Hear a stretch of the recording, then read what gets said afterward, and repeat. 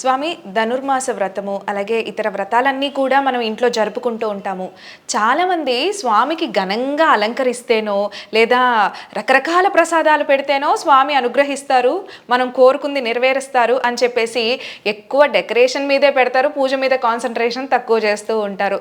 So అసలు మనం నిజంగానే స్వామివారు ఘనంగా అలంకరిస్తేనే ఆశీర్వదిస్తారంటారా? అదేం లేదమ్మా. మంచి ప్రశ్న వేశారు. మేము కూడా చూస్తుంటాం చాలా చోట్ల పెద్ద గృహప్రవేశం పెట్టుకుంటారు, సత్యనావ్రతం అంటారు.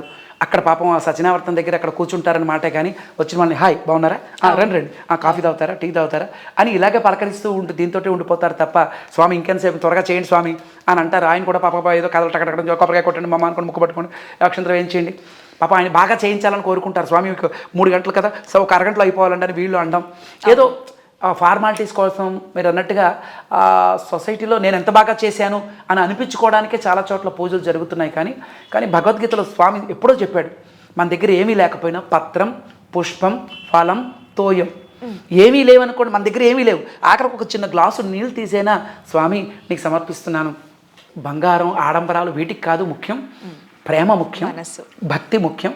స్వచ్ఛమైనటువంటి ప్రేమతో పిలిస్తే ఎవరు పిలిచినా స్వామి తప్పకుండా వస్తాడు. రేపల్లలో గోపికలందరూ కూడా కృష్ణ కృష్ణ కృష్ణ ఇంటికి రారా కృష్ణ, అలిగి అలిగి అలిగి బలి ముద్దుగున్నావే. వాళ్ళు ఎంతో చాలా అందంగా ప్రేమగా పాడుతూ కృష్ణ మా ఇంటికి రావా అంటే ఉత్సిబెట్ట. భగవంతుడికి ప్రేమ కావాలి.